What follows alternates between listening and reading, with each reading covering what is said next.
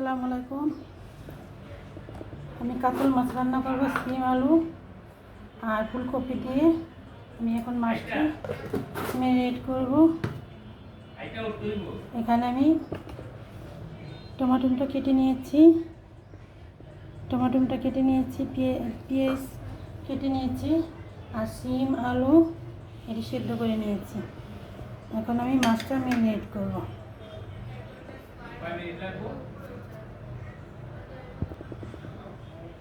আমি আদা রসুনটি দিয়ে দিলাম। আদা রসুন দিব আমি মাছ ভাজাতে।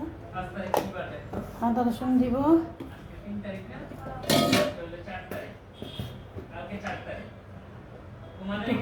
হলুদের ফাঁকি দিব,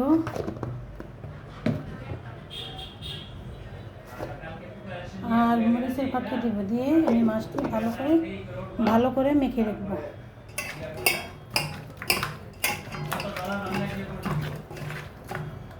মাছটি আমি ম্যারিনেট করে ফেললাম, এখন আমি রেখে দেব। আমি এখন ভাজতে চলে যাব। এখন আমি মাছটা ভাজবো। আমি সরষের তেল দিয়ে মাছটা ভাজবো। আমি সবসময় বলি আপনাদের, আমি সরষের তেল দিয়ে মাছটা ভাজি।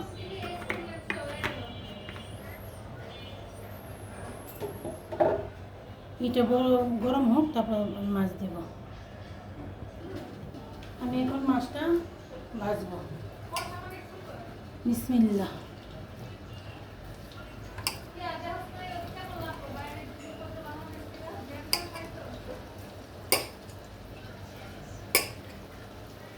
আমি সবসময় মাছটা ভেজে খাই। আমার কাঁচা মাছ আমার খেতে পারি না। আমি মাছটা এখন ভেজে নেব। মাছটি আমি উল্টিয়ে দেবো। আমি হালকা ভাজা দেবো মাছটিতে।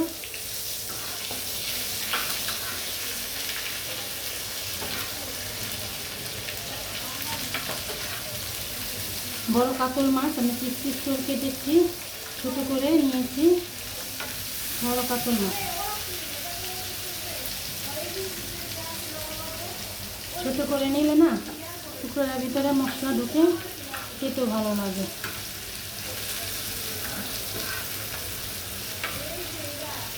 আমি এখন একটু ভাজবো।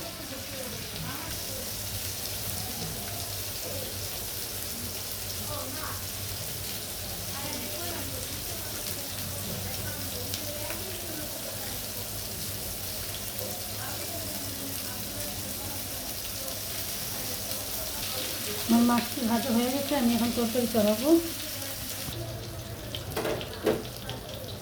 আমি এখন সাদা তেল দিয়ে দেবো। সাদা তেল দিয়ে আমি তরকারিটা রান্না করব। পরিমাণ মতন সাদা তেল দিব।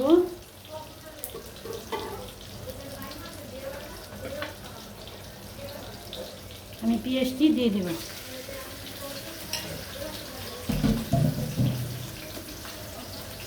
পেঁয়াজটি দিয়ে আমি একটু লবণ দেব, পেঁয়াজটি ভাজতে সুবিধা। বিসমিল্লাহ। পেঁয়াজটির সাথে লবণ দিয়ে দিলে পেঁয়াজটি ভাজতে তাড়াতাড়ি হয় আর লাল হবে। পেঁয়াজটি ভেজে আসি।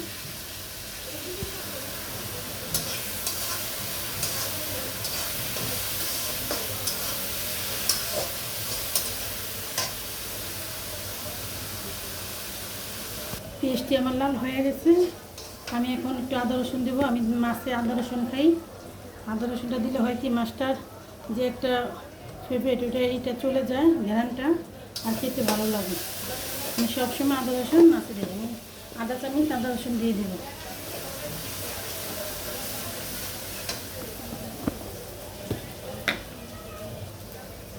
আমি হলুদ অল্প দিব। কাঁচামরিচের তরকারিটা রান্না করব। আমি আধা চামচের কম দিয়েছি হলুদ।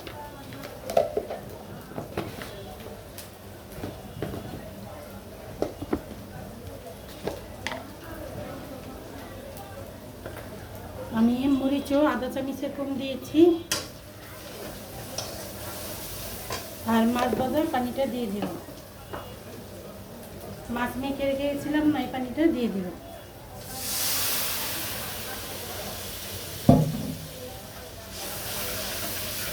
এই মশলাটা কষিয়ে নিই। আমি এই পাকে একটু টমাটো দিয়ে দেবো। টমাটোটা একটু শক্ত, এটা নরম হলে ভালো লাগবে তরকারিতে। আমি এটা সাথে কষাবো। কষিয়ে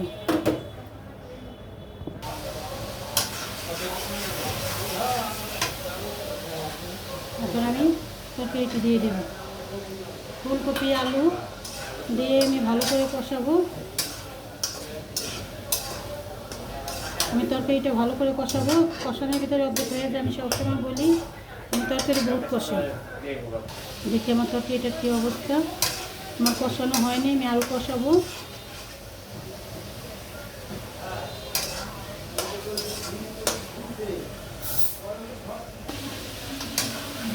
আমার তরকারিটা কষানো হয়ে গেছে। আমি এখন পানি দেব। আমি এটার ভিতরে গরম পানি দেব। গরম পানি দিলে হয় কি তরকারির স্বাদটা ভালো থাকে। চেষ্টা করবেন সবাই গরম পানি দেওয়ার জন্য। বিসমিল্লাহির রহমানির রহিম। আমি একটু পানি দিব। আমি হালকা কুমকুমা গরম পানি দিয়েছি।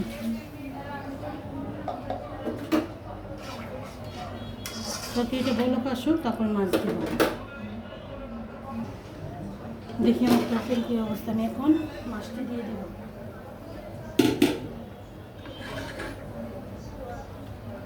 বিসমিল্লাহ। মাছটি আমি সুন্দর করে বিছিয়ে দেব।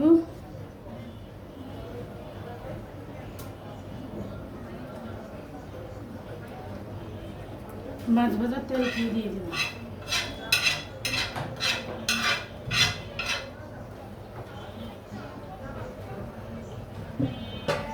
আমি সবসময় মাছ ভাজার তেলটা দিয়ে দিই। মাছ তরকারিটা আমার একটু জাল পাবে, তরকারিটা একটু হোক।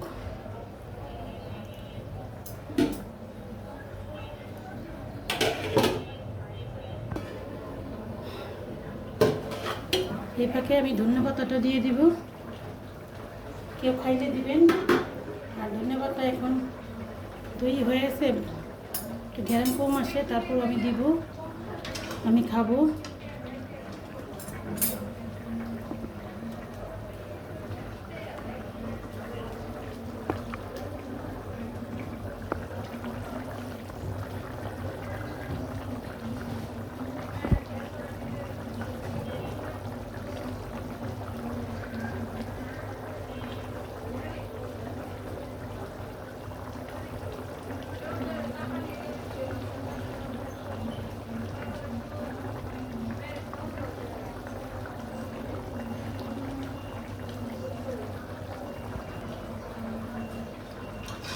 দেখেন আমার তরকারি কালারটা কত সুন্দর আসছে।